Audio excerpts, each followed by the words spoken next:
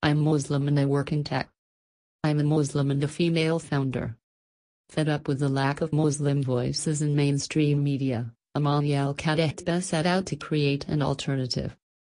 Enter MuslimGirl.net, which Al-Kadetba aims to establish as the first mainstream media network by and for Muslim women. It is run by 23-year-old Al-Kadetba along with 7 volunteer editors and more than 30 contributing writers. The site has had some viral hits over the past year. Like one piece that addressed the political implications of a Lebanese porn star wearing a hijab. And another that made light of how offensive it is to ask people to draw Muhammad cartoons. The site also hosts monthly Google Hangouts to discuss current events and issues like the Chapel Hill murders. Muslim women are the religious minority that are most visible. We are the ones that wear scarves on our heads, said Al-Kadetba. But, we never had an input or a say in how we were portrayed. Al-Kadetba, whose parents come from Jordan, works on the company full-time. She's currently developing a Muslim Girl Safety Kit, a series of online workshops that will train young women to combat and report sexism and racism. She is also learning how to navigate the fundraising process.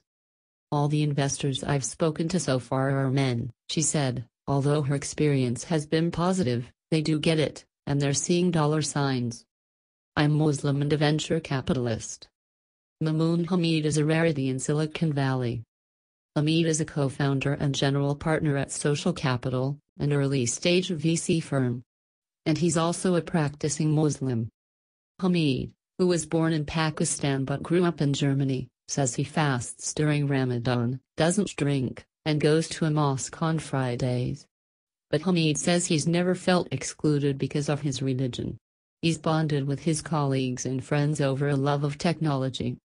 He and his partners at Social Capital are cognizant of today's hot-button issue, diversity. In collaboration with tech site The Information, Social Capital gathered data on senior investment teams at 75 VC firms. The data, released in October, showed that less than 1% of senior venture capitalists were Black and only 1.3% were Hispanic. Social Capital aims to invest in diverse founders who are tackling the world's largest problems, said Hamid. We think of technology as a leveler. How do we create a level playing field? Said Hamid, who has invested and sat on the board of companies including Box, Box, and Slack. We don't think we can do that well if there's a lack of diversity of opinion, which comes from life differences.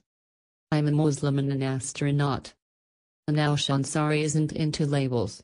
After all, how does a woman whose resume reads astronaut, engineer and entrepreneur define herself? First of all, I'm a human being.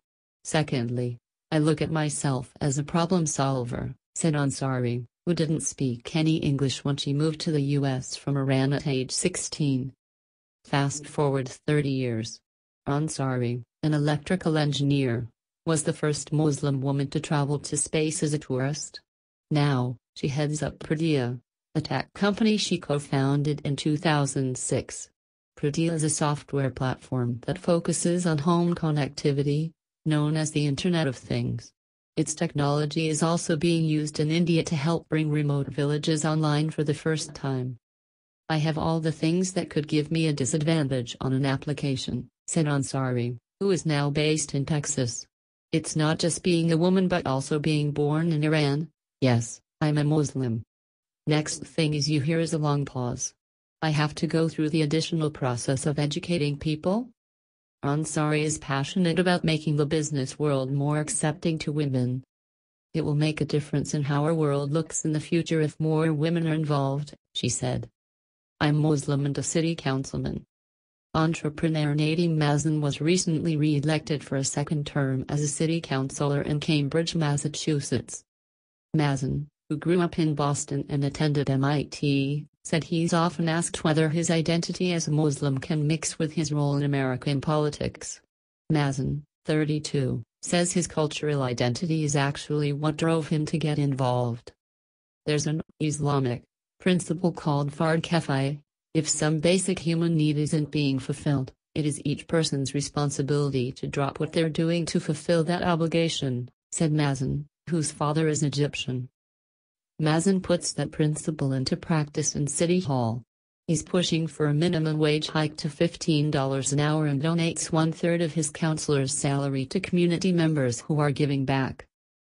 But Mazen spends most of his time heading up Danger Awesome, a manufacturing and design startup.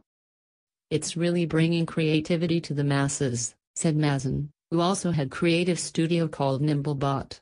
No particular person should be favored, everyone can have access. Danger Awesome offers services like 3D printing and laser cutting, as well as classes and workshops. It's taking maker equipment out of big warehouses so anyone can have access, he said. And it's conveniently located about a block from City Hall.